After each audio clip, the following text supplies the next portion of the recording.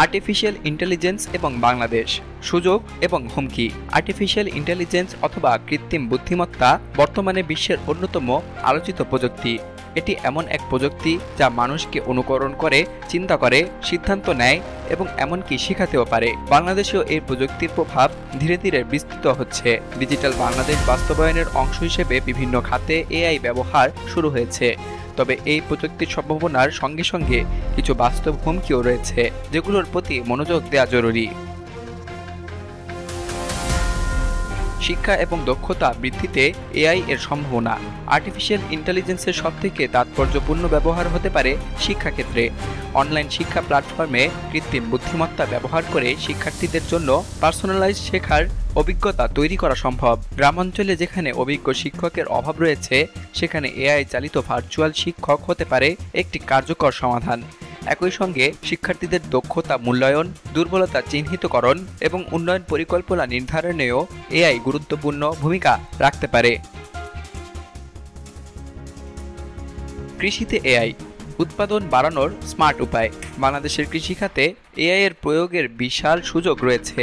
AI প্রযুক্তির মাধ্যমে আবহাওয়া পূর্বাভাস, জমির অবস্থা বিশ্লেষণ, কীটনাশকের ব্যবহার এবং ফসলের রোগ শনাক্তকরণ করা সম্ভব। এর ফলে কৃষকরা সময়মতো সঠিক সিদ্ধান্ত নিতে পারেন এবং উৎপাদন বাড়াতে পারেন।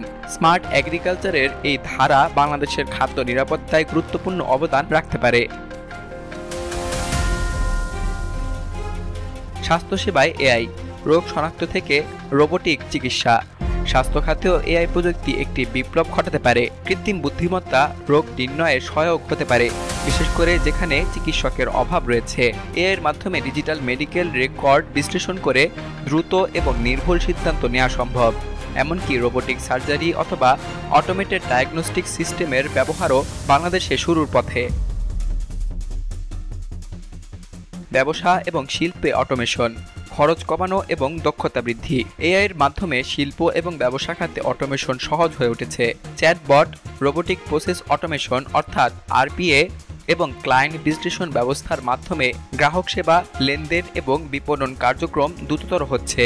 বাংলাদেশের ব্যাংক, গার্মেন্টস এবং আইটি খাত ইতিমধ্যে এআই প্রযুক্তি ব্যবহারে অগ্রসর হয়েছে।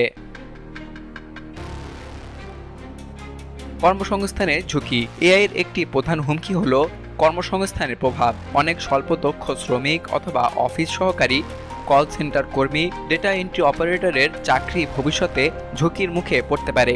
যদিও নতুন কিছু কাজ সৃষ্টি হবে, কিন্তু তার জন্য প্রয়োজন হবে ভিন্নধর্মী দক্ষতা। তাই কর্মীদের পুনর্দক্ষতা প্রশিক্ষণ জরুরি হয়ে উঠছে। তথ্য গোপনীয়তা এবং নিরাপত্তা বড় প্রশ্ন এআই ব্যবহারে। এআই ব্যবহার মানে বিশাল পরিমাণ তথ্য সংগ্রহ এবং বিশ্লেষণ। এতে ব্যক্তিগত তথ্যের অপব্যবহারের আশঙ্কা বাড়ছে। বাংলাদেশে এখনও শক্তিশালী ডেটা প্রোটেকশন আইন নেই, ফলে তথ্য চুরি অথবা অনৈতিক ব্যবহারের ঝুঁকি প্রকট।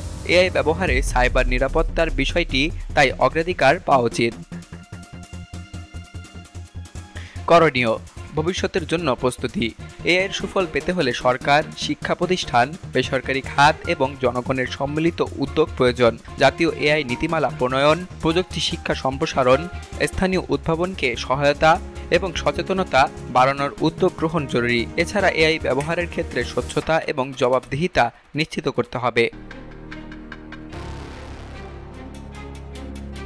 কৃত্রিম বুদ্ধিমত্তা বাংলাদেশের জন্য এক বিশাল সম্ভাবনার দরজা খুলে দিয়েছে। তবে এর সদ্ব্যবহার না হলে তা ভবিষ্যতে হুমকিতে পরিণত হতে পারে। প্রযুক্তিকে নিয়ন্ত্রণহীন নয়, মানবকেন্দ্রিক এবং নৈতিক পথে পরিচালনা করাই হবে মূল চ্যালেঞ্জ। এআই যেন উন্নয়নের শক্তি হয়ে ওঠে, শোষণের অস্ত্র নয়। এটাই হওয়া উচিত আমাদের আগামী দিনের লক্ষ্য।